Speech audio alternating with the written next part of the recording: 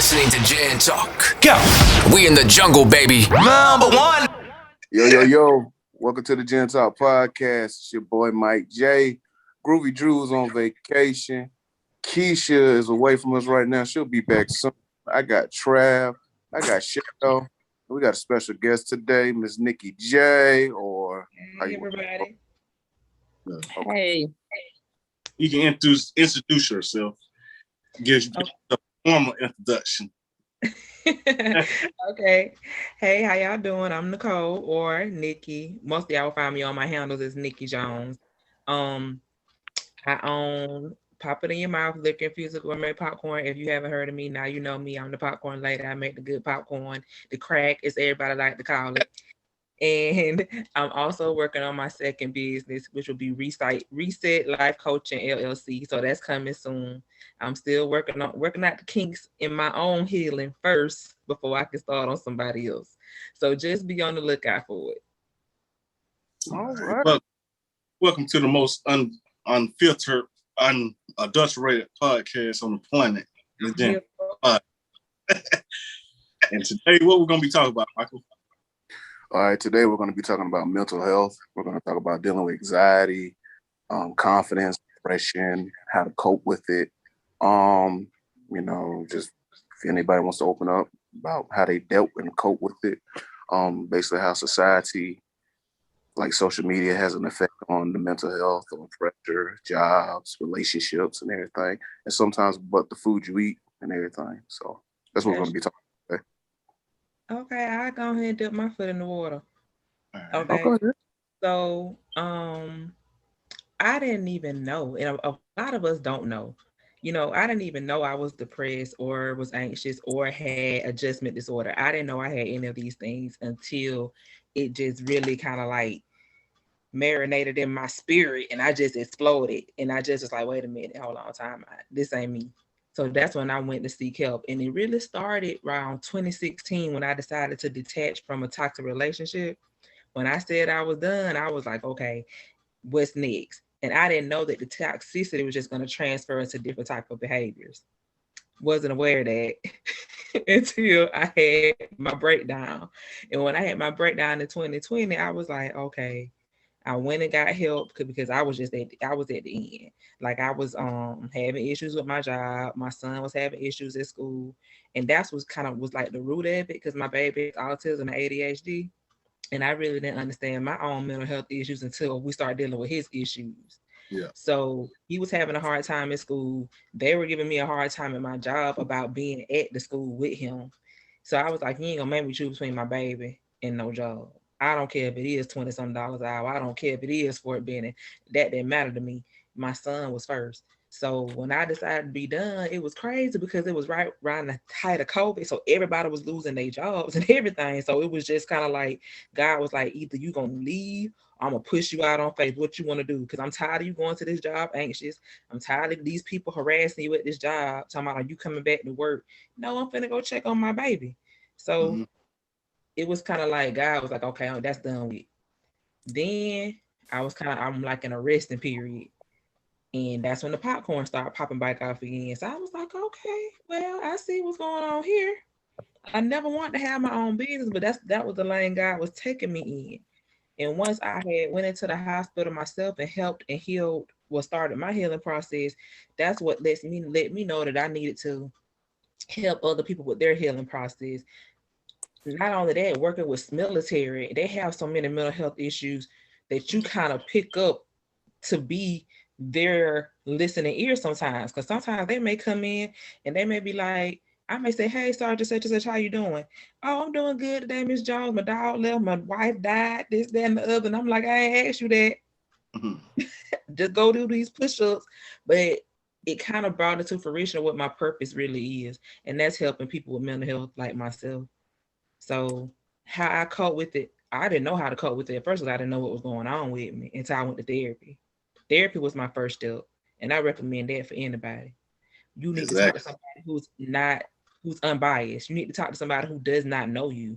You know what I'm saying? Because you have those friends that are like, they're yes, girl, yeah, girl. You know, you got that yes, girl community. Nah, you need that one person gonna say, no, work on you first. I had to honestly take myself out of a lot of stuff with my family, my parents. I had to be like, okay, I can't take it personal because I don't know what traumatic experiences they went through. You know what I'm saying? So I had to take myself out of a lot of stuff. And once I removed myself, that helped me a lot. And now my popcorn helps me cope. Being at home with my son is better for me because now I can understand him better. So I feel like I'm getting to be a better parent to him. And Yeah. like working on what I never really thought I would work on. And I always used to tell myself, if all I had to do was go to school, I'd be set, I'd be made, not knowing I'm manifesting that the whole time I'm saying. I didn't know what manifestation was at that point in my life. But now I'm like, now that's the time I got is to go to school, work on me, and become a better mom. That's the time I got now. So it took me a long time. I'm still learning how to cope with it. I just went through a whole depression cycle like not too long ago. I don't know if it's the retrograde or what, but I was not with it for a couple of days. I was not here. So I was like, I got to pull myself up out of it. And me doing this podcast is what's helping me as well, kind of pulling myself up out of it. So I appreciate you reaching out, asking me to do this. Oh yeah, anytime. When I seen mental health posts, I was like, man, like I told you, you'll be the perfect person for this episode. And like my story with mental health is, I don't think everybody know. A lot of people know, but like I work in mental health, so I've been doing this since 2013. Like all the things like you just described, I see pretty much on a day-to-day basis. I don't work from kids like 5 to 17 to adults of all ages. Like you said, a lot of people don't know that they're depressed. Like people like people be thinking like, oh, I'm just thinking, I'm overthinking things. That is one of the signs of depression, because you overthink and be sad. Like you said, you had to detach yourself from a lot of situations. See, that's one of the most important things to do, because a lot of times people will turn their own stuff, go into depression by looking at their friends or the people you're around like, dang, my friend here that's got a foreclosed on the house. My friend here that's got a new job, a good job. So, and you looking at yourself, you down on yourself like, dang, this ain't even happening for me. Like, really depression could come out of anywhere. Like like I said, a lot of people don't even know they're going through it. They wonder why they keep crying, or like you always sad. You don't even feel like getting out of bed. Like, and one of the most telltale signs of depression, like you don't even want to like change clothes or showers. Like you like, damn, what's going on with me? But yeah, there's a lot of things, especially as Black people, it's the African American community. We don't like, you don't want to go get the counselor because you don't want people to call you crazy. Like that's one of the most thing. Like that's what my number one thing I done heard. Like, damn, I ain't crazy. Just because you going to see a psychiatrist means talk to. It'll make you crazy. No, That's the community for real. I mean, you just trying to go get help and just self-improve. So I don't know where they get that stigma saying that you're crazy, and that's what keeps people away. I would love to know where it started. Like, in what era of the Black culture did it start that it was not okay to not be okay? Like, you know, we then you hit quick, pray about it. It'll be all right. Yeah, please do. Always pray. I would recommend it, highly recommend it. But you still can go talk to somebody. You know what I'm saying? Like you can still, because we don't, for the longest time, we didn't know what mental health was. We just called it, you got a bad attitude. You know what I'm saying? So it's not like, but try to figure out why. Like why I feel the way I feel. Let's talk about emotions. You know what I'm saying? We don't want to talk about that. Yeah. Yeah, that's more important. Like, that's what I'm saying. You got to talk about gray areas. Like, why are you feeling? Why you always? I be telling, why you always? You got to ask yourself, why am I always constantly feeling like this? Why I'm feeling like I'm down and out? Why I can't catch a break?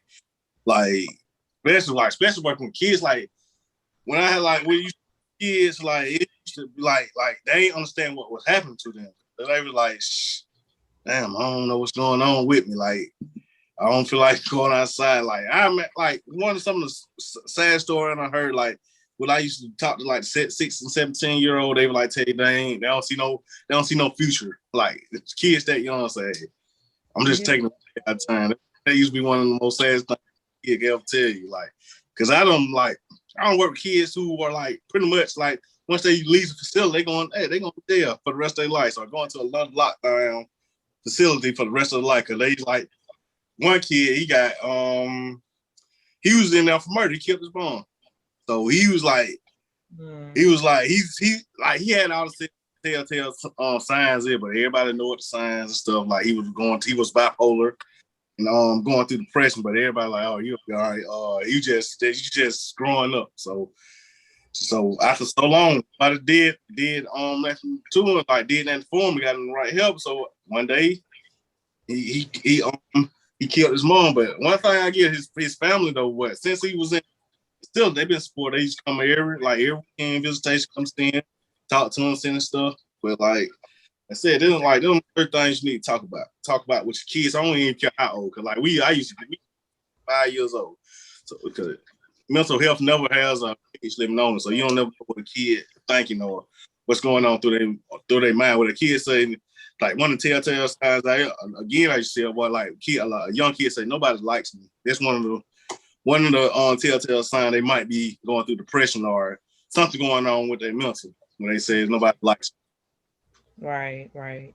Yeah, because my son, being that he's autistic, he doesn't know how to verbalize and cope those emotions.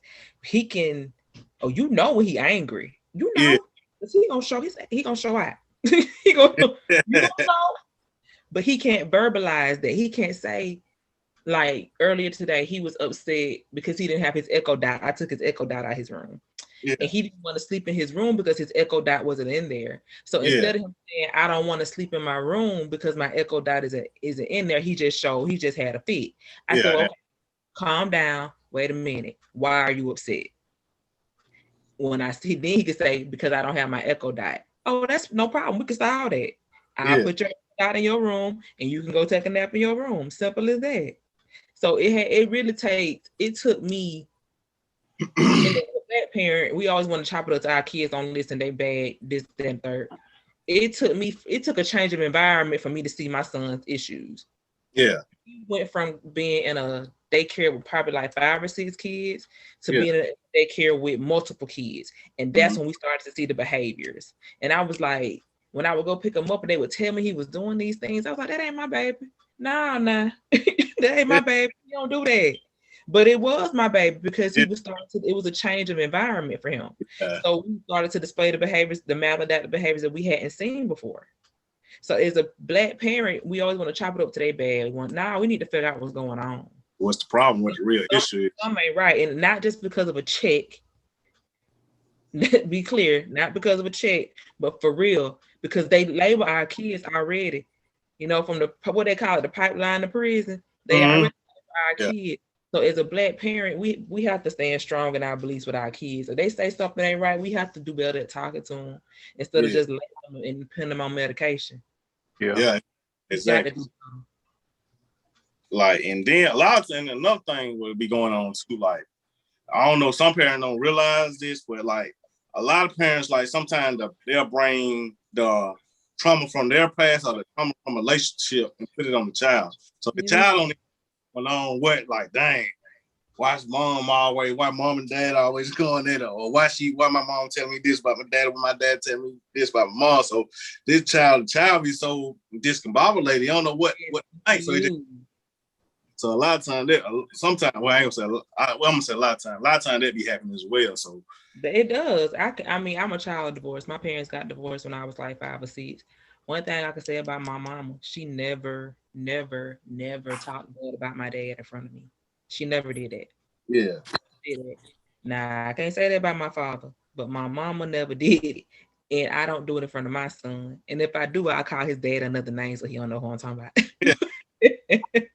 But me and his dad have gotten to a place where we can be really cool. Like, we can literally talk about relationships. We can talk about mental health stuff. I ask him, what are you doing to pour back into yourself? We have those type of conversations now. That's like my homeboy. Believe me, it took years.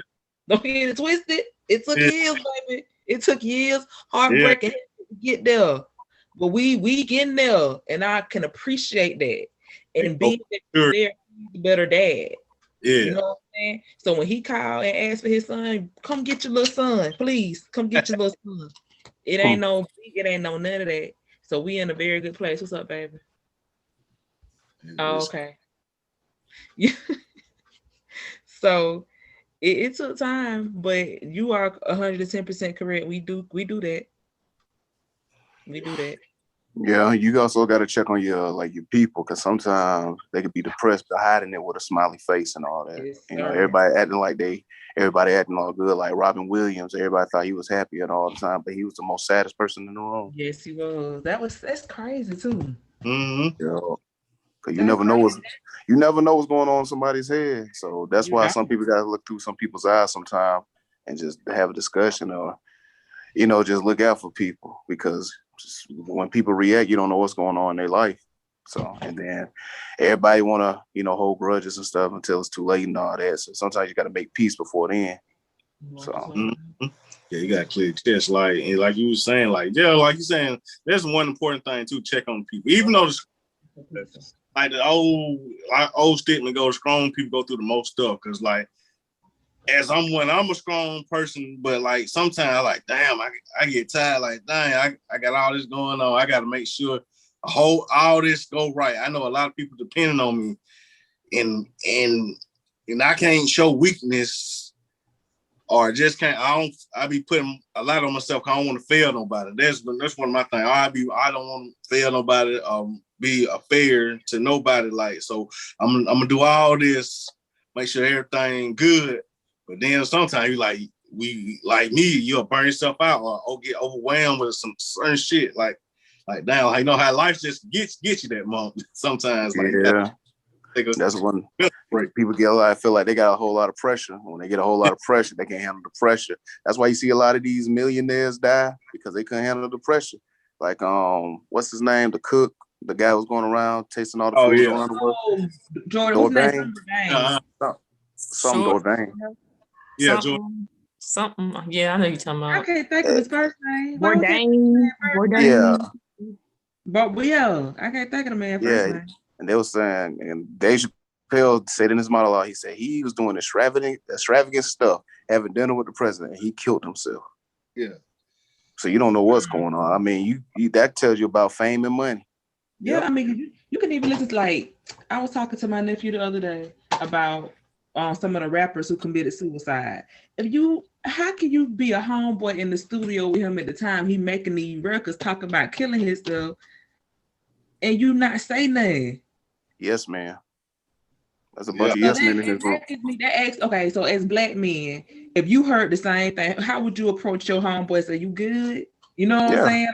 Yeah, I was like, ask you straight. You got like what's going on mental? Like, as me, like, since I work in mental health, I was like, man, you good? Or you need to talk? Or you want to talk about something? Because the stigma is men don't supposed to go through their struggle. You supposed to be strong at all points. You supposed to brush that shit to the side or brush it on the rug and keep. Sometimes you can brush something on the rug for so long. Give like, hey, it's a big pile on here. Like, you just, okay. You don't know what do, what next go. You like, because like, gonna reach a breaking point sooner or later. So, like, I know that shit won't fly in our zone, because if we was in the studio and somebody said some shit like that out the way, we're like, hold up, are you okay? And sit down about that shit. We already know that. Mm-hmm. But there's a lot of people. There's just a lot of people, like them rap artists, they don't care. They just care about the people around them. They just care about the fame. They just care about them. And that's when they die. Oh, my boy, I can't believe he did. What? You was in the studio when he was talking about nobody love me. I'm finna end it all right now. Bro, no, I don't want to hear that. No, you don't get no pass. No, you don't get no pass. So I can't roll with that, because of my friend. Like, I told my friend, I said, listen, I'm having a moment. What's wrong? Y'all need to come up there. You good? You need to come home. Like, what's the problem? Yeah.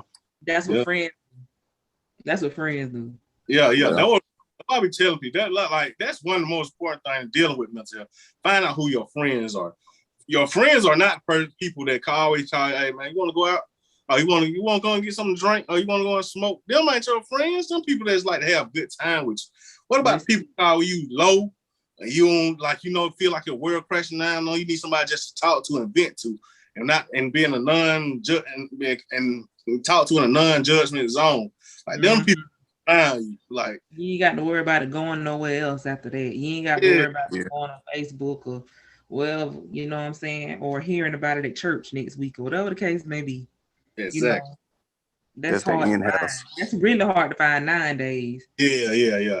Everybody just want to be around when you having fun. Like I'm to the point, like man, I don't deal with like if you on time you want to call me or you want to hang out just to go out and just do some partying or something else. Like hey man, we got cool and all, but hey man, I got some more stuff going on. Like I need to get myself straight. Like a lot of people need to realize, man, you got to make sure you good first, like mentally and like really mentally, because shoot, a lot of people be going through some stuff like they don't know how to deal with it. So they might got all this going on, and you offering them to go out and drink or smoke, and that's really just adding to the problem because they're self-medicated, and that might push the issue to a whole nother level.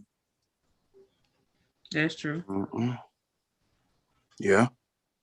You gotta be. It's about your surroundings and everything. What you watch TV, some stuff can trigger you, and all that, and mess your whole equilibrium up and everything. You be all jacked up. You do. You really do. You have to be super careful because I've even read where people are starting to do shrooms and stuff now. Yeah. And you have to be in a positive mindset when you do that stuff, because if you don't, you're gonna have a bad trip about it. You know what I'm saying? So you have to be positive before you Exactly. Okay, yeah. Wow. And like to me, I know a lot of people use drugs and alcohol to cope with it, but I would tell I be telling you when I do we have sessions group. Don't I tell them don't use drugs, alcohol to cope with, or don't put on Facebook like I'm going through a situation, because a lot of times social media can sometimes get you help, but a lot of times it's just what makes the situation worse. Like why? Because people get asked, "Why are you doing this? You too short." Oh. I'm gonna tell you what I hate though. I'm praying for you. Who you praying to? Yeah, that's me. Who you praying to? I'm not doing it. Don't pray. I'm good. I got me a prayer circle. A prayer circle. That's what prayer circles for. Exactly. There's one. Social media is the reason why depression is at an all-time high. I can get. Yeah, it is. Yes, because people too busy trying to compare their lifestyle to other people's lifestyle. Yes. What? Okay. I don't know if y'all watch Sarah Jakes. She just said the same. She just said that. She said it was a study that came out that 10% of the time we're always comparing ourselves to other people. Unbeknownst to ourselves, we do it. Like let's say we see somebody get a new car on Facebook, and you may be scrolling, like, oh, that car ain't as nice as mine. You don't be doing it, but you do it. Yeah. You know what I'm saying? So we do that, like with relationships. Let somebody go on a vacation, girl. Anything. I'll get married. we do that. We got a bad habit of it. Exactly. Yeah, they do. Yeah, like I said, like a lot of times we depress our own self trying to keep up with the Joneses, quote unquote, because like say somebody get a new car, somebody get married, somebody go on vacation. Somebody start a new business, or somebody just in a happy mood post. They just got a blessing, graduate school or something. Like that'll make. I don't care. Out of some people, like 1,000, 5,000 friends, 2 of those friends gonna be depressed about that. Like, dang, I wish I was right there. And it may be the friend closest to you who already know you got the blessing. But just when you post it and everybody else giving you congratulations, that may trigger them. They may be like, down for what? It ain't even all that for real. You know what I'm saying? You know? So it's just crazy, man. It's crazy. Like people got to realize that when social media, everybody ain't gonna put all their bad stuff out there. So it's just a big old highlight reel. It's always gonna be good. It's always gonna be good because it's always gonna be a highlight reel. You ain't gonna see no bad. Everybody going through something. That's right. What? I mean, people want to tell you what they want you to know. Exactly. Pretty much. You know, so that's the thing about social media. Is really a platform. It's like a pseudo platform, like a fake platform. Like it for what? Like some stuff. I don't know. I guess when Facebook and stuff first came out, you really had to be in college to have it. Yeah. everybody can have it, and then it's like other platforms are piggybacked off of that. I mean, even TikTok, you can get on TikTok and see somebody in a horror relationship. You don't even know them. I know it. You be like, oh my God, they look like they so in love. You don't know what they went through to get there. Exactly. Like, and a lot of times they the ones who be going through the most stuff. Like those make sure of what see. Like, because you are, it's like my just say they just put a highlight reels and it'd be a smoke, like a smoke screen, because you don't never know what's going on behind closed doors. You don't know if cheating with infidelity or goddamn abuse or just or financial issue, all kind of issues might be going on behind the closed door, but you just see the good time. Right. So you put yourself down to reach something that's not really good. Like you see somebody have a $100,000 wedding, and you done got depressed, and the next year or 2 years they divorced. Like you don't depressed, so you don't put yourself in a depression over, and that was just what it was. It was just fugazi, and you over there sad. Yeah. I mean, for one, I don't know. It's just we was on. I don't know. Maybe just me, and life was better without social media. That's just me. I agree. I agree with that. What y'all think? Because instead of us comparing ourselves to each other in public, you know how we used to meet it, like we'll see each other out in public, like at a party, football game, whatever. Yeah. Whatever, block party, we can do it then, but now we see it all the time. Right. It's hard to ignore. That you can run into people, but on Facebook, you see, like you said, you see them every day. So it's like, they're every move. And just like with us women, and the whole Instagram model thing, I think we get depressed trying to compare the way we look to them. I agree. How they look. And then, our boyfriend or our crush or whoever, liking and loving and all this on their picture. And we like, I want to look like that too. Don't get me started on that. Don't get me started on that. That's another episode, sis. Yeah.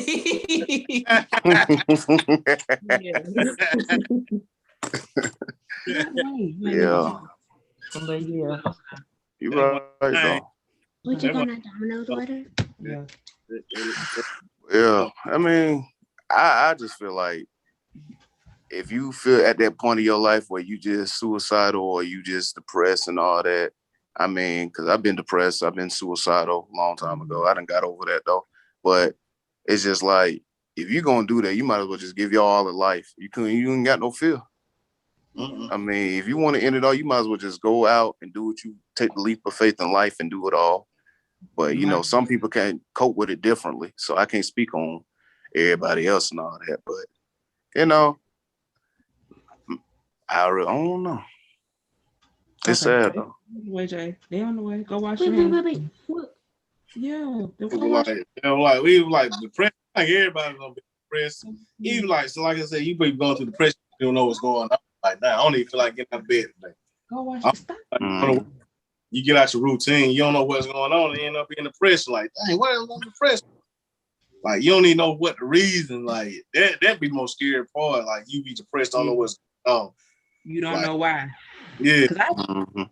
I just knew I was done. I was like, no, I'm ready to end it, over with. I drove myself to St. Francis. Like, okay, I know I can't really do this, but I know I need the help. Yeah. You know what I'm saying? Like, I know I can't really, but I know I need the help. So I just drove myself, and they, I had to do what I had to do for them 4 days. Because they're gonna have you on 72-hour lockdown. Like with me, like working in those lockdown facilities and hearing everybody's story and just being able to just hear them talk, it'd be like, man. Like that's always, I don't never judge nobody because you don't never know what a person going through. No. Yeah. So you somebody like passing out or just shut down. No, it's crazy. You talking for somebody who was in there. I didn't go in there to expect to be nobody leader. I didn't expect to be in there, no leader, no mother, nothing. I expect to go in there and get my help and go home. Do my part, take my meds, and go home. Like, I didn't want no problems. So I didn't go in there expecting to talk to these ladies a year later. we still keep in contact with each other because I didn't touch them in some way or they didn't touch me in some way. You know what I'm saying? Yeah. I could tell you this. We had this one girl, everybody else in there, we chill, we real cool. This one girl came in there, she was just super happy, super happy. We like, you know, we all looking crazy, like something really wrong with her for real, like something for real, like she just too happy. Yeah. The day before I left, the girl tried to escape the facility. She tried to run out the door. Oh man. So we all looked at each other. We was like, we knew it. We knew something was wrong. Yeah, we knew. She was just too happy. She was just acting like nothing was wrong. Like she was there, she wasn't supposed to be there. That's how it was. Like she wasn't supposed to be there. She wasn't like the rest of us who needed help. That'd be like, and they'll be the ones who like that's going through it the most. They're trying to cover it up because that what they been instilled. Oh, you going through something like, hey, let's smile. They're gonna be all right. Like you said, just pray about it. They're gonna be all right. And that'd be the worst advice of just pray about it. Just smile. No, you need to go talk about it. You need to go to a facility. Like it ain't nothing. I be trying to tell people all the time. I don't work in all kind of mental health facilities. It's all right. Go and check yourself into a facility for like however long you need it. Because I'd rather somebody go to facilities and just be at home by themselves and nobody talk to. I don't see, like I'm saying, one of the most sad stories ever. I don't see this kid coming out trying to commit suicide. Like they cut their wrist. It was so deep you could see their bone. Cause it's going like the nurse had to come in here and dress it every day. And like she's like the young lady asked me just need to get a bandage replaced, but the scars, the cut so deep you can see her bone. And I don't like when cutters like. As people like you know, people cut them. Like I guess it's to help them release some of the stress. So I don't see like, man, beautiful young ladies are beautiful young ladies and men like skin is tore up forever because all the cuts on their legs, on their arms. Like it's be like, man, y'all see them cuts? You like what? They're like, man, a girl that like one time I had a girl that, you know the drain, you know the drain shower. They pulled it up and start cutting with that and stuff like that. It's just never know what somebody going through. I want to go back what Shell was talking about with the self-esteem. I mean, I know as women, we get a lot of pressure, like she said, as far as how the women look, even with the hair. Like, I ain't gonna put no wig, don't go. I'm not doing that. They're too hot outside. I can't keep up with it, babe. I'm 33. I'm an auntie at this point. I don't have time. You know, like you're gonna love me for who I am at this point. You know what I'm saying? So I know I feel pressure sometimes. And it's so crazy. I don't know why I feel pressure because the dude I talk to, he kind of like, I don't care about all that. But why do we still feel pressure as women to keep up? Exactly. To me, like as a man, like I like. My girlfriend, she got dreads. Like she's natural. Like I don't care about the lashes and the especially long hair and stuff. That ain't never been something that just make me turn my head. That we got the thing too. That ain't just make me like this gonna make me turn my head like looking like hey. Exactly. Hey, like hey, that's what I'm saying. We gotta start living our truth. Like just because they doing it don't mean you got to do it. Like you think that what do look good. Ain't really. But a lot of girls don't know that because that's all you see on social media sites. Like a lot of younger girls don't know that they really don't have to do all that. And you will hear guys say, "I don't care about that." A lot of guys don't care. So I'm trying to figure out why we still go to such lengths to go through. I understand we want to feel good for ourselves. I get that. You know what I'm saying? But like we really don't. It'd be real extra. Like, as men, do y'all feel pressure? Like, if y'all see another man do something for his lady or whatever the case may be, do y'all feel pressure on social media? See, one thing about me, to me, I'm gonna go first. When, like, say things, you remember Moneybag bought old girl that the Bentley or Maybach or something? Yeah. See, but like, men don't get pressure like that from other men. It be the females like, oh, why I ain't got this? So see that was the pressure gonna come from other females. Like, say for instance, if two female friends and their boyfriend proposed to them, they gonna start pressing their dude to propose for them. If we done bought them a house or took them on a straight vacation, she gonna start pressing her dude to do the same thing. See, pressure with that is as that aspect don't come from other dudes. It's usually gonna come from women. Yeah, because you worry about another relationship, you need to worry about what me and you got going on. Because I'm here for you, and it was just me and you. I'm not worried about what James and Sally do. I'm worried about what me and you got going on, and that's all that matters. Sally got going on. That's why I don't be stressing that. I know you can't. You'll go crazy, man. You'll never be happy. People like that. You'll never be happy. Let me go get this pizza real quick, y'all. Go ahead. But no, you'll never be happy. I mean, people be just, chasing the Joneses. This shit don't make no sense, though. I mean, what do you... Like you be going broke, kill your self-esteem, kill your confidence just to keep up with other people who don't even care about you. And you gonna feel awkward as fuck. You ain't gonna feel whole. You gonna feel awkward as fuck. Mm-hmm. This shit don't make no sense. You gotta be around where people celebrate you, not where you tolerate it and stuff. What happened? Yeah, that's exactly what right. Yeah, you gotta damn sure do. You gotta be around people that celebrate you, not just tolerate it. Something just happened to my screen. I don't know what happened. I think we're good. Like, oh, you back? But yeah, like you're saying, like some people, like I said, people just tolerate people. Like, oh, somebody got some money, they gonna tolerate you because you got some money. Or you do something, you do something for this person, they gonna tolerate you. I didn't want to, like you said, I want to be around people that celebrate me. Like, I feel like men really don't have to compete like that, like she was saying. Because overall, like a woman just want a good man. I mean, at the end of the day, we ain't got to have nobody that's going to buy us a car. Now, you got some bougie women that's like that, but most wholesome, good women, you just want to, at this point, you just want a good man. Yeah. So you don't have to compete and buy cars and buy watches and this, that, and the third. Mm-hmm. But it's different for women, I guess. But for men, y'all gotta compete for real, because somebody that's a good man, he'll stand out before any cheater or liar or with some money. That's what I think. I mean, everybody might not agree, but right. Well, I think like it really depends on the kind of woman you are, though. Because we do have these women that materialistic and want a man to wine and dine them and spend this and spend that and pay their bills and all that. But that's a whole nother conversation. But just to answer what she was saying, I don't feel like y'all really have to compete like that. Not any normal, working dude. Y'all don't gotta compete. Well, you gotta see some dudes bring their women like dudes. Some dudes bring women down. Who they were with, they'll bring them down because I don't know. It's just some people just ain't shit. That goes both ways, men and women. Some people just ain't shit. They just ain't happy with it, so they'll take it out on their spouse. They'll take it out on their girlfriend, their family, and all that. Damn, I walked in on. Oh my bad.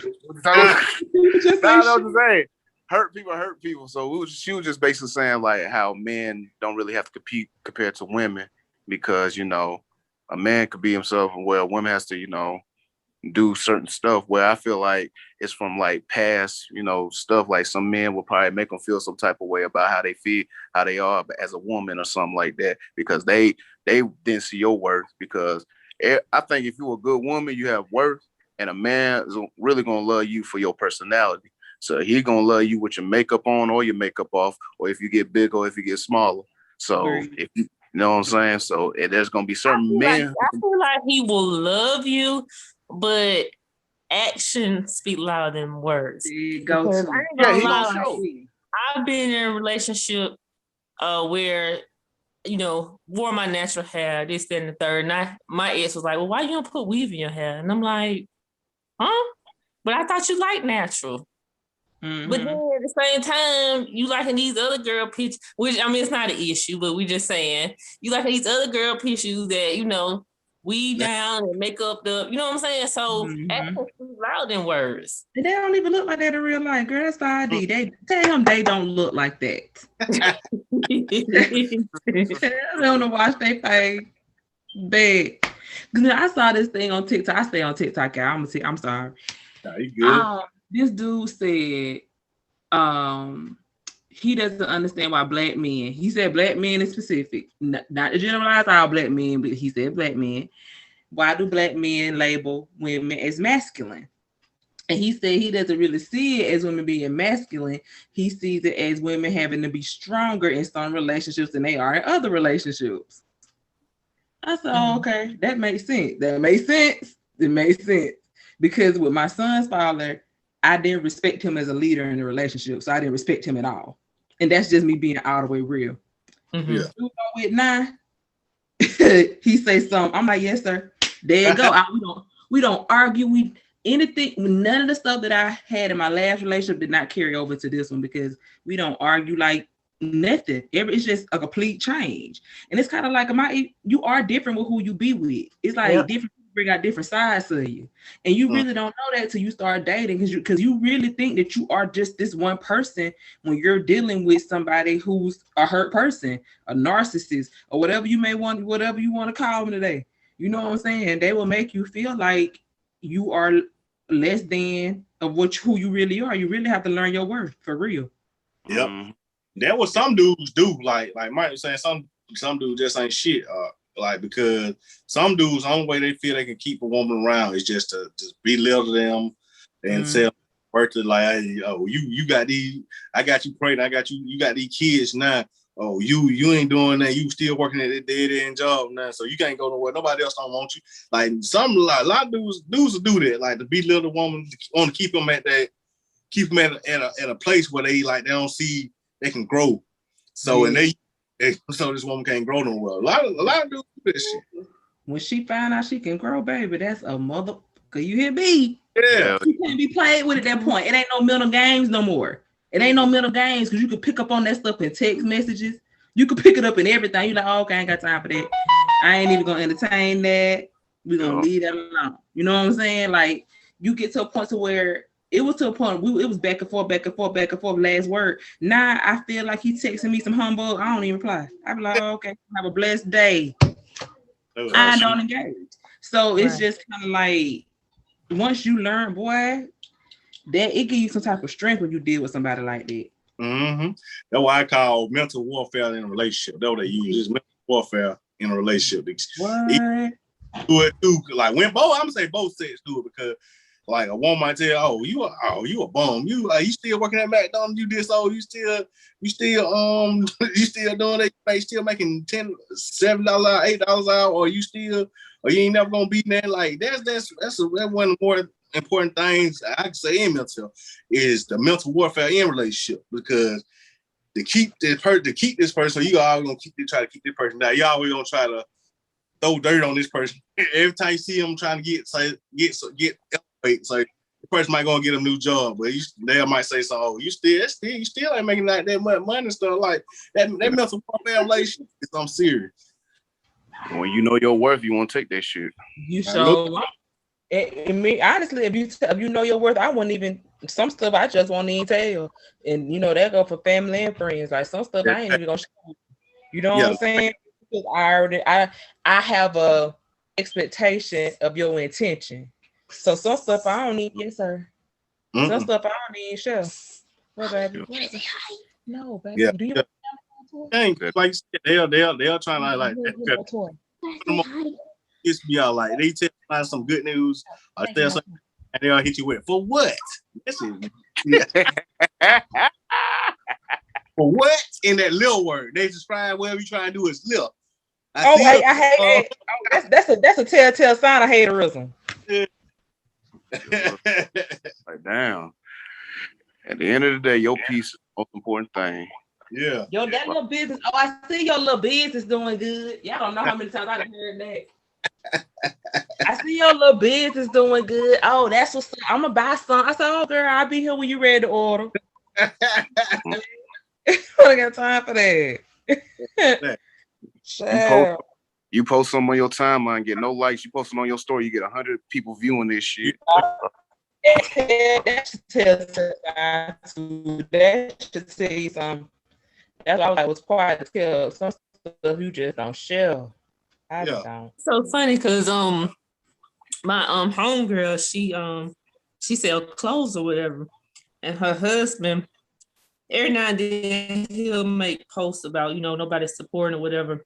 A few friends, a few, family members, support. And my first thing was, this is based on popularity, for real. When it comes to supporting, some really don't support like that unless you're popular. So I just feel like, Right. And she right about that though. I was saying I agree with her because I'm not from Columbus. I'm from South Georgia. But what I've noticed about Columbus is that Columbus is real cliquey. It's real cliquey in Columbus. That's one thing I noticed. And me and my sister was having a conversation because I was thinking about going back home for a couple of days and sell popcorn. And she was like, well, I think it's a good idea and a bad idea because people wouldn't buy it just because it's you. Or people wouldn't buy it just because it's mama or daddy or me. You know what I'm saying? Just because they know us and they don't like us, they wouldn't buy it. And that's people from, I get what she's saying, because when people do know you, they won't buy it from you. Just because they be good. They won't buy it. That's why I made the post earlier, like it ain't about reaching everybody, like reaching the right people. And the people you want to know why your city or Columbus can't never reach this certain pinnacle, because it like, man, popularity can only take you so far. Clicks can only take you so far. Right. Market. You gotta know how to talk to people. Cause even in the podcast, like, man, it's people we never met before. I made connections with from other states and stuff. Like, if you got a good marketing plan, you're gonna reach the right person, not just a whole bunch of people. You can reach a whole bunch of people and they still won't buy nothing. Yeah. You be the most popular person in the city, in the area, still won't, you will still be stuck in the area. But if you can reach the right person, they can help you further your business or further whatever you're trying to do. Hey, you got something going on. That's fair. Yep, I agree with that. And it's that crab in the buckets mentality too. Don't nobody unless you get the right people. Because some people look at you as competition, where we're just trying to help each other out. Yeah. You don't even have to be in the same line of business to be competition with people nowadays, though. Like, you can have one business, they can have another business, but still, if you get more popularity than them, they still feel some type of way. For what? Yeah. They ain't even selling the same thing. A lot of people's egos are fragile these days, so a lot of people ain't got a lot of thick skin. So when they get constructive criticism or some shit like that, then they'll feel some type of way. Then they'll, blow out of proportion and they'll escalate. So that's why some people keep to their senses and stuff. I see a lot of people be shy and stuff, and they don't socialize and all that. And like the first time, you can't be shy. You gotta, you know what I'm saying? You gotta go out there. You gotta take that leap of faith. And you also gotta like, hey, we can work. Everybody gotta work. It's not competition. It shouldn't be a competition because we in it together. Mm-hmm. Yeah, especially like, like, to me, I like, hey man, we can vibe with anybody. Like, it's all about, like, if I know something I can help you with, I'll help you with. Like, I ain't trying to, like, hey, this top tier secret, I ain't tell you about this. I'm just fuck it. I'm let you know, like, hey man, you can do this, and this. It'll help you reach what you want to do. Hey, I don't even care about that. Like, to me, I don't turn, like, I ain't even about the money for me. I don't turn so much money down. Like I always say, it's about building a relationship or building a connection with somebody. Because that lead to more money, more opportunity in the long run. Then, shit, I would tell you this, but I'm gonna take charges for it though. You ain't got that connection no more, because they're gonna feel like, hey, now what's something not trying to charge me for some advice and stuff like that. Yeah. For some advice. Yeah. And it be stuff like that. It be simple stuff. Like my cousin out of Florida, he called me at least once a week and asked me about some business stuff. And I always get him I'm like, listen, cuz, do this. Tell your girl, do this. And then do that. Like, I don't mind sharing the knowledge. Man, I got it for free. Why wouldn't I give it to somebody else for free? Exactly. You know what I'm saying? Like, why not share that? That's a problem. That's a problem for me. Share it. Get somebody else on. Because you're right about those relationships. Because they can be thinking, they'll be like, okay, let me see. You look for somebody to do popcorn. I know somebody who do popcorn. That's more money in your pocket. I promise you. Like, relationships are big. Yeah, that's what I'm saying. Like, people get caught up so much, especially us. We get caught up so much in the money. I need this money. then you don't even build a relationship with the person. Because say for instance, you show somebody how to do something. Well, they gonna come back. Hey, such and such showed me how to do this. You should work with them. If you they're gonna stamp you about for you. So that brings a new person you never met in. Just never worked with. Build that fun. To build it, that's right. That's right. That's big. And if a lot of more people understood that, it's crazy what we would be like we could have the biggest pop-up shop, flea market type thing. Ridiculous. Like, man, just to think how we could come together and build something like that. Crazy. It'd be great. It's all you gotta do is just, hey man, hey, let's do it. Like, you gotta, like Mike said, you gotta get crabs out of the bucket. You gotta lose that mentality. Like everybody, because that problem is everybody think somebody trying to get over. I don't never think nobody trying to get over. If they, hey, shit, I'm gonna win in the long run because what goes, I don't even worry about it. Hell yeah. I don't even be mad on me. It's just, hey, you do good. To me, I just want to see people do good and be successful. So That's all. That's it. A lot of people they don't feel like people are genuine no more. So they don't, and that's facts because a lot of people ain't.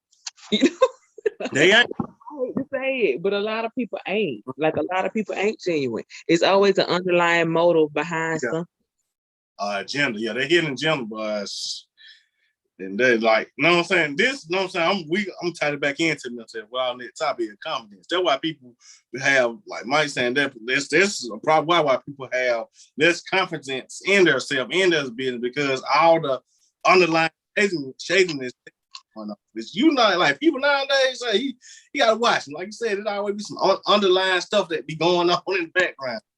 You do. Watch what's going on. You have to be careful. You do. You have to be careful with who you surround yourself with and who you have attached to your brand.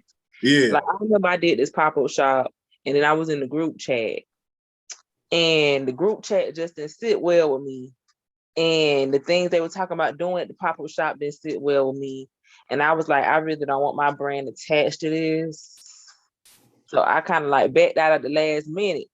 And I was like, no, because that ain't the vision I got for my business. So I really don't want to be attached to that.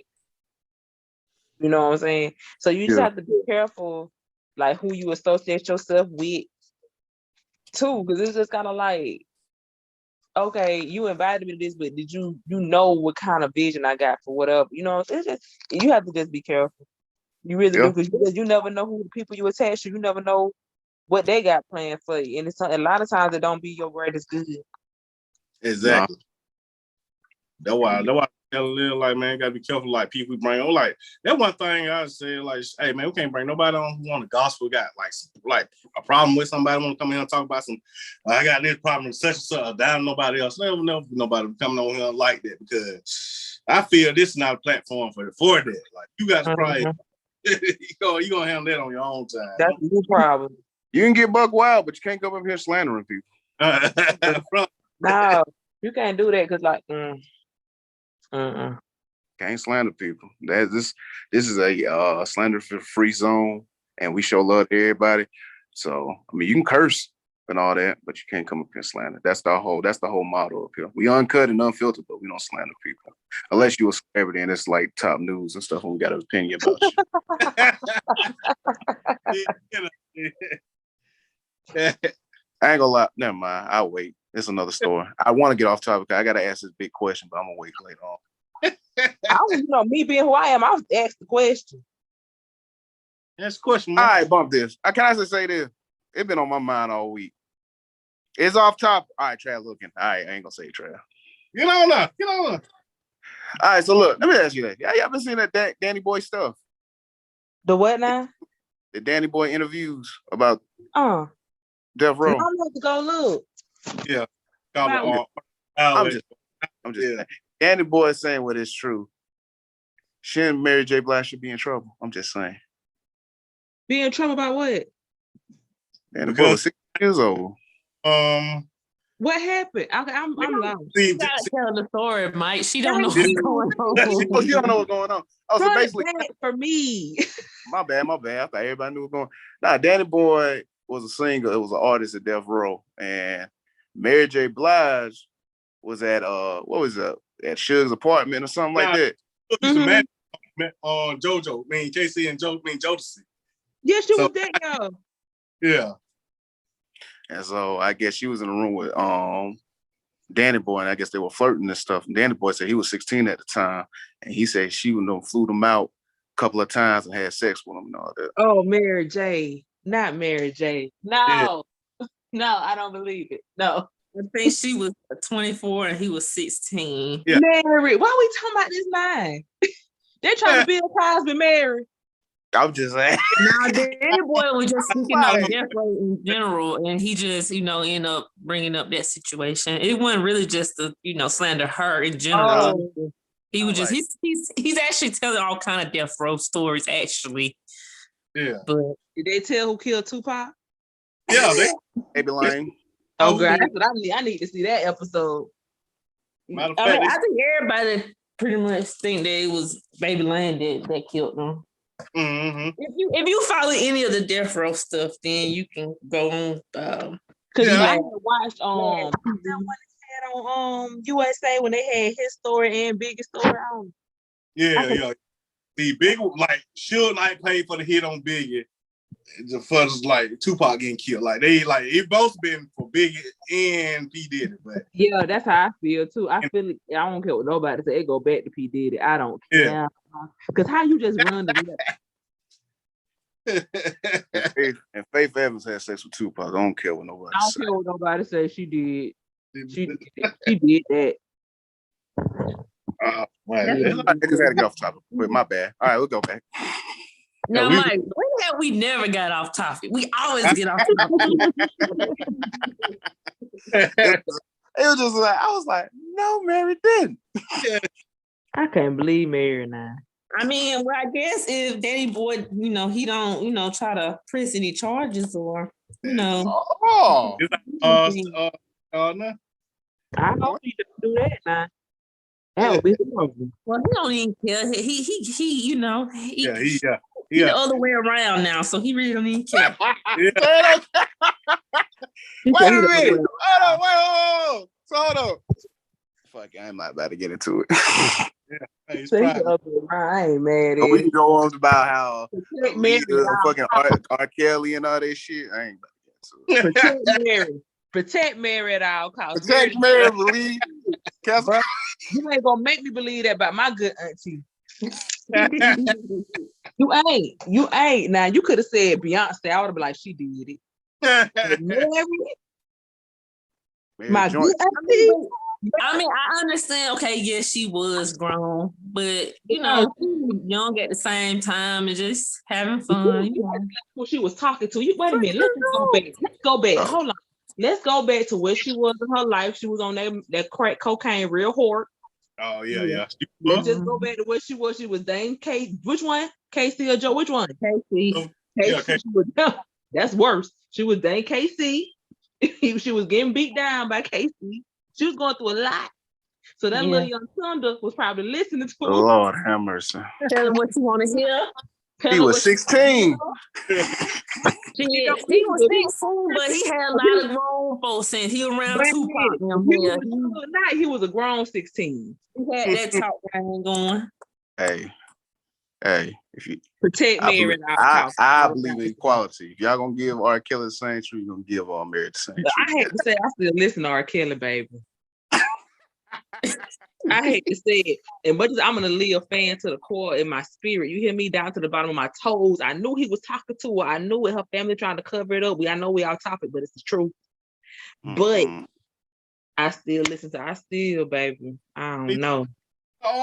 Like the old folks say, how old was he when he was messing with Aaliyah? He about 26. He was in his 20s. About 30. Yeah, he about 30. Was he about 30? Oh, that's even worse. How R. Kelly about 59? Because he had to be about 28.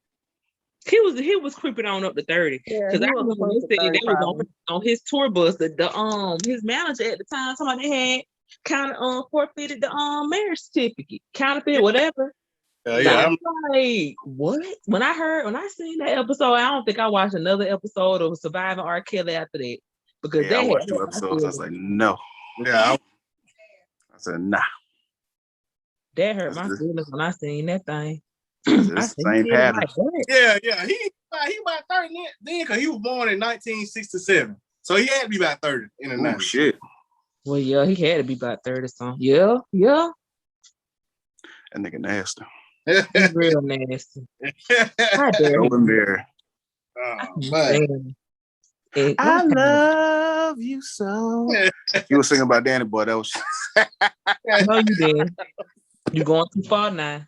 Say that. That's our good auntie. Mary done brought us through some things, honey. Mary done brought us through some things. Ooh, she done brought me through some things. Then I don't care. She done brought me through something. Yeah. Well, I mean, like I said, man, she was 24, man. Come on now. Come on. Right. She was like, okay, so back then that was like cougarish. Yeah, about cougar. Yeah. You know? Back then, you said? I guess, girl. I don't know. How old was I? Shit, nobody in like 94 or shit. I was like, 94. I was 3 or 4, 94. So right. I was 5 years old. I was 7. Yeah, no. I don't know what they called it back then. I don't know. Yeah, I was somewhere breaking shit. Child, I don't know. I ain't know that about my good sis. Now I got to get on YouTube. Dang. Yeah, we'll send you the link. He'll send you the link. We'll send you the link. But she gonna binge watch that whole thing. Hey, no, man. I'm finna go. I'm finna listen. I sure am, because I feel some type of way about my own auntie. I love her. You can't tell me nothing bad about Mary. Wait, except for that she can't act now. She can't act. Hey, look, Beyonce can't act. Beyonce can't act. Mary can't act. Because I want her to throw her all the way out power. I do. The only person who can act was Eve, so. Oh, yeah. Eve. Wait a minute. Nah, look, Kim can't. Cause what that movie was? You want a man? Hell no. No. Oh, and you got served. She don't ever need to do that again. Queen Latifah? Yes. Oh yeah, Queen Latifah, my bad. Yeah. Queen Latifah could do it all. Mm-hmm. Yeah, she could. But yeah, what y'all? The last thing gonna be our mental health issue gonna be self-esteem and confidence. This is the last thing you had put. I mean, confidence, take you far, man. It does. A lot of people don't realize that if you ain't got no confidence, you ain't gonna do nothing. And then if you're trying to get into a relationship, they ain't gonna lead. You know, they ain't gonna follow your lead, basically, if you as a man. And you know what I'm saying? And some people walk over you. It goes both ways. That's true. I agree with that. Especially self-esteem. Like, because you won't be successful if you're not confident in saying it. You can't be you can't expect nobody else to like it or like you if you don't like you. So how you trying to get somebody to love you or buy your product or support your business if you're not confident in it. Like, you don't believe in it. Exactly. You ain't go out there like, hey, you ain't gotta be cocky, but you gotta be confident. Like, you gotta stand on you. You gotta rock with you. Rock with your brain. You do. If you don't, but they'll try to eat you. Okay, they will break you down like a fraction. Yeah, I promise. Play with it. Like you don't know yourself about yourself. You better act like you know. You better be. You don't know how it's gonna get me drunk. How drunk I'm gonna get? I said you ain't.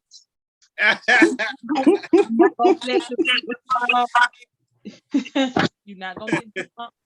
Okay, you might feel a little thing. You might get your little buzz, but you ain't gonna get drunk. But the gourmet flavor, I break it down to them. I let them know it's the best popcorn you're gonna ever taste. You're gonna taste all the flavors. Boom, bam, till you go a sample. Oh, you right. I know. Going to buy a bag. Yeah.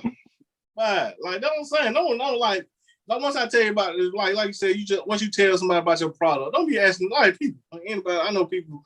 If you're a consumer, you listen to this. When somebody explain their product, don't be still asking 100 questions you're not gonna purchase. You just like I know y'all be want to say this shit. Like, hey, I do so bad. What? I'm like, you don't have to buy shit. You don't, bro. Like, you don't have to buy it, bro. You don't have to buy shit. You Ooh. don't. Hey, Oh, Lord. Like, yeah, man, like I said, confidence. Like Mike said, confidence leads you a long way. They do. Even if you don't know, if you confident, people gonna think you know. Yeah, like, because people who think you, like, even like the quote unquote assholes or celebrity, like Kanye West or Dame Dash. No, people, they are considered assholes, but their confidence is what draw a lot to them. I know that would draw me to them. Like, God dang. Hey, bro, I swear to God, that would be me and Trav be drawn into some ass.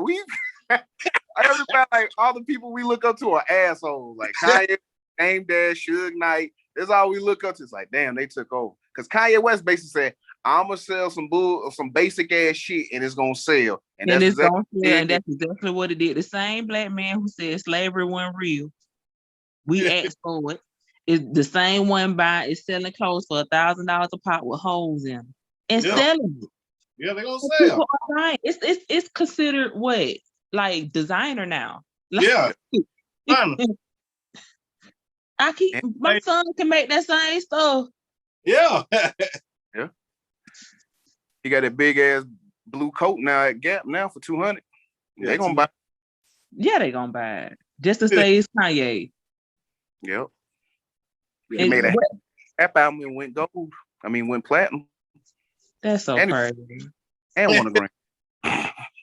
That's so crazy. Confidence. Man, you get and then look who he married, right? Yeah. Who he married to? Nobody. Look who he married, but who he finna divorce. But look who he was married to one of the most, considered to be one of the most beautiful women in the country. Okay, Kim K. Kim Kardashian, boss in her own right. Yes, yeah. I give it to her now, boss in her own right. Oh yeah. Like everybody they got with they turned up. You look at Travis Scott. They turned him up. That man turn him up. Everybody they attached with. I know they don't last long, but hey, they gonna turn them up what long they with them. That's facts. That's facts. That's facts. Yeah, it's all about confidence. A lot of people lack that. Like that's going back to what we was discussing earlier with social media. Like people, I've seen people be super confident. Soon they get scrolled with their fingers. I don't feel good no more. They be starting to doubt themselves because of what they see other people doing, what other people got going on. They like mirage, like I said, mirages and highlight reels kill their confidence. Can't do that. Like, you gotta keep pushing. I'm like, hey man, you don't know what them folk really got going on. Yeah. That's the scary part about it, is that we see this and we want it, but you don't know what they did to attain it. You don't know what they went through to get that. And your journey ain't their journey. Run your race. I knew it. Run your race. Because I mean, if you had to steal, kill, and rob Peter and Paul to get it, I don't want none. You don't name it like that. Run your race. Name the episode of that. I like it. Like, you just don't know. You don't know what people go through. Like, I don't want none. There's not a perfect person in this world. They just got a better way of hiding it. So yeah, that's that's real. That's real. So that's real. So next time you see somebody riding that Bentley or going on that vacation and all that, just know, hey, it's gonna happen to you. Yeah, it takes time, man. You have to just. That's why I'm sitting here like I'm not sure about my life coaching thing, my business. I'm not sure about launching it yet because I'm still in my healing process. Like, I feel like I need to get to a certain point and then I can start doing what I got to do. But I don't feel like I'm there yet, and I don't want to misguide people. Yeah, I can understand that. Yeah. That'll be good though. He's the first person, like I know, like you said, was the sent your stuff. I like her. That'd be dope. They're like that what you like. A lot of people do just need somebody to talk to and like just hey man, like a coach, like hey, you can do this. Like Yeah, they can't do it. And it's crazy. I'm better at encouraging other people than encouraging myself. Why we like that? As human beings, why are we like that? Because good people get hurt the most, so they have to show that goodness to other people. Because most of the time, good people always get hurt. Yeah, they do. They'll get short end on the stick every time. And then it makes you go so bad, it make you not want to do nothing for nobody else. It makes you be like, damn, why can't nobody consider me? Why can't nobody recognize? Just think about me sometimes. I ain't gonna lie, I be getting that way sometimes too. Like people with good people don't appreciate it to like them old people say till they well run dry. So once they lose that, they be like, dang, I should have did this and this. Like it's too late now. Like, hey, like man, you gotta like you said, like that was keep a lot of people from doing good or going out the way for people. Cause like, oh man, I'm gonna be screwed over again. Yeah, that's scary. It scare you from wanting to put yourself back out there. Mm-hmm. Yeah, that's another thing. Anxiety too. When you dealing with anxiety, because I have anxiety. Like people look at me and be like, "Oh, you ain't shy. You ain't got anxiety." Like I got anxiety bad like a mug. I just know how to cope with it. But sometimes you just gotta fight through that thing. And once you fight through it, and you'll be like, "Oh, that wasn't so bad." And it's like every time, it's like they say, every time you feel like nervous or uneasy, that means there's growth. That means you're trying to, you know what I'm saying? They said like the lobster has a soft shell, but when it goes through stress, it hardens. So once you go through that, you become a better person when you go through hell. So that means you go through hell, you know what I'm saying? God ain't gonna put too much heavy on you when you're going through your little struggle. So just know there's gonna be some light at the end of the tunnel because everybody go through hell. Yes, they do, and it bring you closer. Me going through since I went into the hospital and stuff, and I've been on my little journey and stuff, it's brought me closer to God. No cap. I can remember now my prayers used to be so routine to God. And now I talk to him like he my homeboy. I'm like, look, so you already know what's going on. So, you know what I'm saying? Like now we have conversation when it was just routine prayer. Okay, thank you, Jesus, for the day. Amen.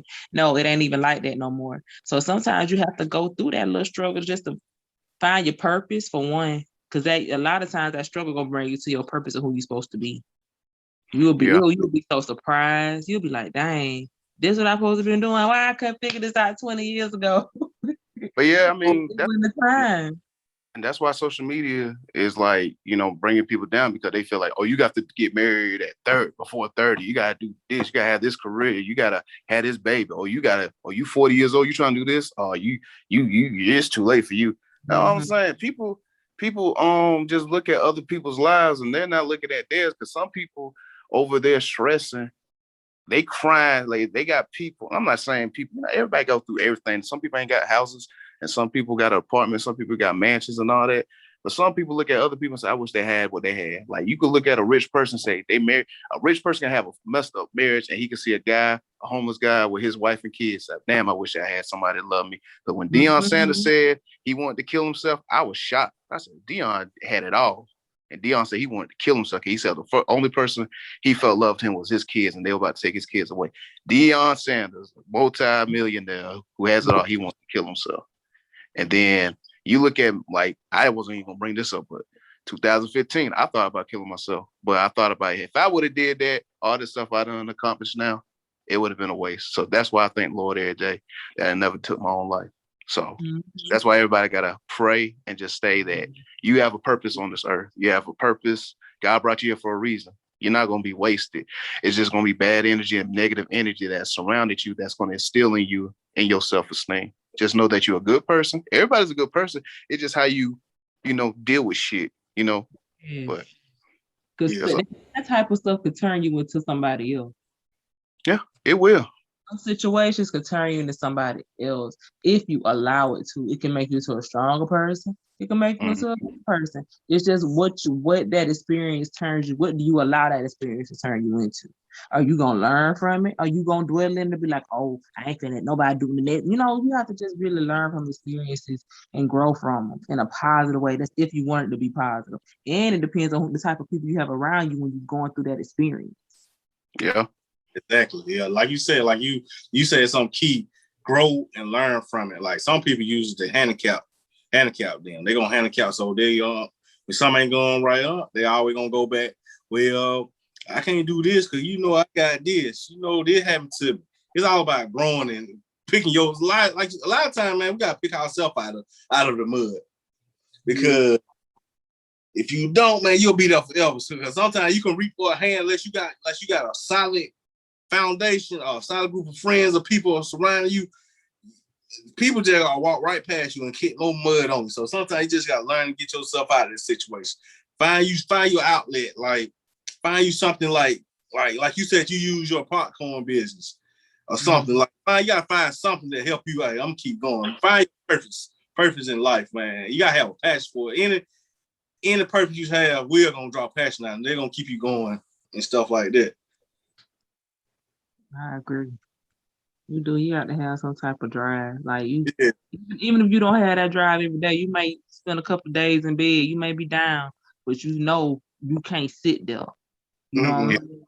You can be like, okay, I'm gonna give myself one more day to get up out this shit, and I'm, like you may not go back to your full routine the next day, but at least you got your ass out of bed. Yeah, get out of bed. You made the step to get out of bed, or you made the step to do this, or you made the effort to do that. You know what I'm saying? It takes time. Everything just ain't. When you going through stuff like that, you ain't gonna go back to everything in one day. You not. True. Not. It's gonna take time. Like I get to the point where I don't talk to my friends for maybe a couple of weeks. Like if I get into sometimes I just don't want to talk. You know what I'm saying? I may just withdraw myself. So it's just like I may get to where I don't want to talk. I may not post on social media, or it's just something to where I try to block the world out a little bit, because sometimes it can become overwhelming. Yep, it can. And those people need to realize like it can come overwhelming. They just gotta disconnect. Like a lot of time you might just have to you just gotta leave out your house. Going on the front porch to get out your yard, because your house could be your trapment too, because you just hear you see everything to remind you of where you at in life. So sometimes Lord, that's me right now. Gotta get You talking about me. Swear to God. That's how I feel. I feel like my environment is safe for me. Yeah. Ooh, boy, shut up. I feel hit. Like I feel like me. Is he wait? Like saying deep shit. Like you hit me. That hit me hard, because that's how I feel. Yeah. I know. I learned it and knows that from talking to a lot of people. Like, if you had something like, because the place of I learned the place where you find impression that, like, if you still there, you see it every day. Man, if you don't change that environment, sometimes I'm telling you to do this. Like, maybe paint the wall to put some new picture. That change around or rearrange your house. That helps sometimes too, if you do stuff like that. Yeah, that's so simple, because I was just like, nigga, I'm finna go on vacation and not come back. Yeah. Just made it super simple. I will be in Hobby Lobby tomorrow. Yeah, do that. I promise you that. I will be in because clearly I need a change of environment. But not, I'm going to a whole nother extreme, and you just really I'll be at Hobby Lobby tomorrow. Yeah, just do that. Like it change around, rearrange things. That'll help clear your mind. Cause I get like that. My mind get cluttered sometimes. So shit, I need this. I'm at this spot. This shit keep reminding me of something. So I just start changing stuff around or switch. Yeah. So you just do that, and I promise you'll start feeling better. Like, oh man, I'm starting the script, the release start. Because my son going with his daddy tomorrow, so I get a free day. Yeah. I will be at somebody Hobby Lobby, and I'm just gonna have me a little day tomorrow. I'm gonna go to Hobby Lobby, and I'm gonna just rearrange my room. I'm just rearrange my whole room, everything. Self-care day. Yeah, that's what I'm gonna do. That's what I'm gonna do tomorrow. And I want to tell people, I know a lot of people might be listening. Self-care day is not drinking or smoking. That's not self-care. No. Because that's gonna, like I said earlier in the episode, it's still gonna further depression. You need to just get up, find you something like I said, you can switch stuff around, find a craft, work on something. Start writing. Like read a book or something like that. Because if you drinking, you just suppressing it. You're not fixing your own problem. You just suppressing it for the time being. And sometimes when people drink, that makes their mind wander even more. So you might end up doing stuff you don't even want to do. Like you might see like a might cut out a hair. A man might just got punch holes in the wall, like go out and be passed out somewhere. Like you, like man, you just gotta find something constructive. Good for real. Yeah. Gotta raise your vibrations. It'll just make your energy better. That way you won't have room to think about the negative stuff. And what I've tried to do is like, as soon as I think about a negative thought, I try to replace it with a positive thought. And be like, okay, wait a minute. You know, I have to just take my time out of this. Okay, let me try to replace that thought with something positive or whatever. Because you gotta try to stay in a positive mindset too. Mm-hmm. It's possible. As hard as that sounds, as adults, ain't nobody prepared for I know ain't nobody prepared for me my damn 30s. 30s is crazy. The pressure really, to me, that when the pressure, to me, as young people, we get pressure at 2 points in our life. Around time to graduate high school to make a decision what we're gonna do in life, and 30, and by the time we get 30, and we pressure because we aren't where we thought we gonna be at life, or we doing what we doing in life, but it's still pressure. So those are the two most important. The most pressure-filled times as young people in our life. Graduating high school. Never thought about that. That's true.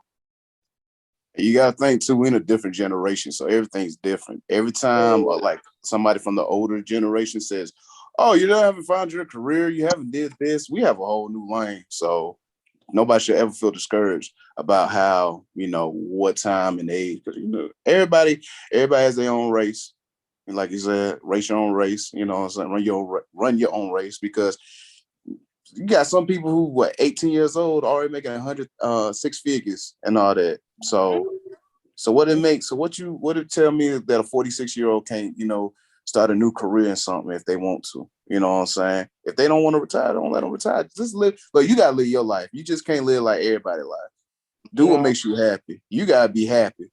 Even if people sometimes don't make sense, because some people be like, some people left $1 million just to live a regular life.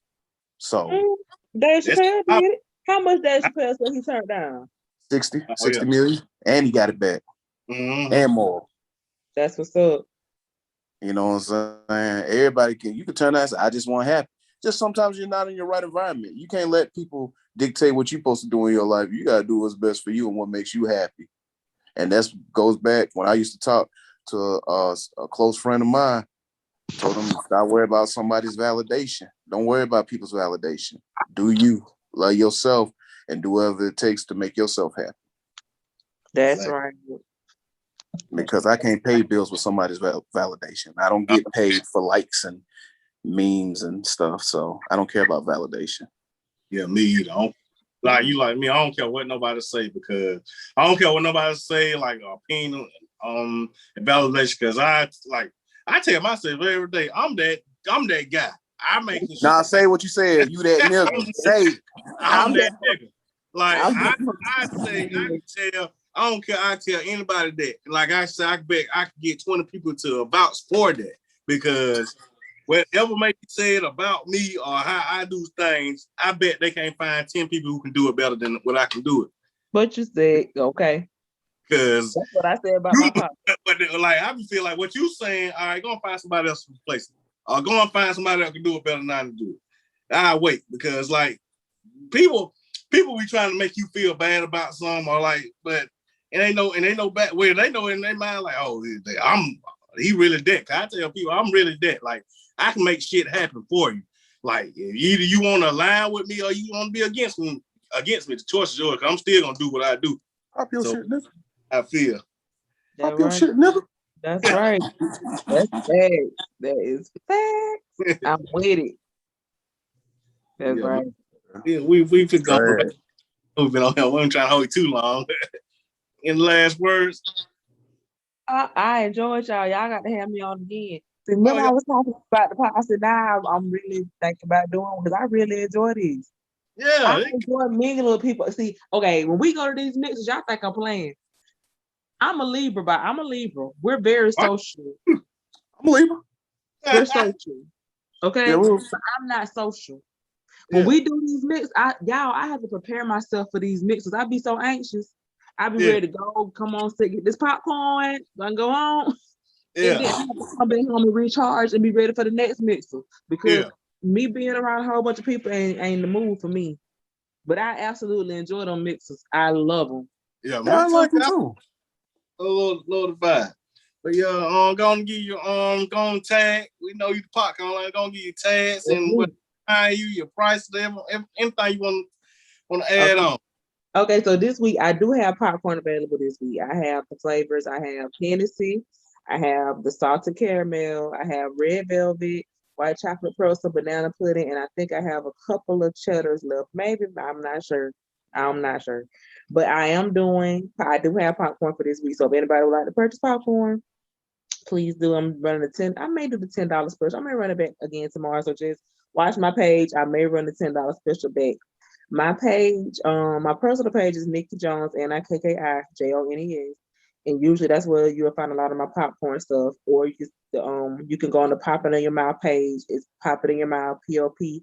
Is it YUR? I want to say in your mouth, MUF, on Facebook and Instagram. Yeah, we gotta follow you on Instagram. Yeah, like I said, it was a pleasure, man. Sounds good. My bad. And like I said, I enjoyed the energy and you know what I'm saying? Like you always talk about mental health, like that made me really consider you for the episode. I like shit. You were the right person for this. Like, I want to thank you for coming on. Man, it was a pleasure. Absolutely. Like, again, like anytime you want, feel free, you want to come back on. Let me know when y'all want me back. I'm here. Hey. All right. Y'all get with me. I get y'all some bags for free. Inbox me and let me know what flavors y'all want. Oh shoot, I ain't sure. I'm give her. And we got some for our special. We'll get you on the Jenny shirt. Yes, we got you. Send me size. Hey, we got you. Inbox me and let me know what flavors you want. I can get with y'all tomorrow. Drop them off. All right. Appreciate that. You're welcome. No problem at all. All right, Mike. Don't take us out here, Michael. All righty. It's been the Gen Talk Podcast. I appreciate y'all tuning in, vibing with us and talking with us. So, as always, we in the jungle, baby. Oh, and shout out to Groovy Drew. Happy birthday, boy. Happy birthday, Drew. What you think is a coincidence is God's placement for you. He placed you in that family. They crazy, but there's some things that God had to teach you. There's some things that he had to develop on the inside of you. There's some things you had to build up a tolerance against for the purpose that he has called you to. And we fight the place so hard. Oh, come on, y'all. We fight the job that God placed us in. Ooh, I'm coming into your house. We fight the people God placed us around. We fight the church he planted us in. Well, they don't do it like that. They don't play my songs. They don't do what I do. I like the more like, woo. And they want to woo, woo, woo. And I don't know. And God said, maybe you're an answer for something that's supposed to happen that I see up ahead, but you're fighting the place that I put you in. Can I talk to my college students for a second? He placed you at the school you're at. Yeah, I know all your other friends went there, and I know all your other people went there, but God, he's the one over promotion. He's the one over access granted or access denied, and he placed you. You may not see it. Adam didn't see why he was in that place. See, it said that he put him in Eden to tend and work the vegetation, the land. See, what people are missing is they're ignoring the place, and so they don't understand their purpose. God's got you in that place on purpose. But if you're always denying the place, I hate this job. And God's saying, I'm trying to reveal purpose at that job. I know you only make $10 an hour, but I'm trying to reveal who I've called you to be. There's something at this level you got to get. I know it doesn't keep working here, but you got to get it right here. Because if you would embrace the place God has placed you, you'll start embracing the purpose why he put you there.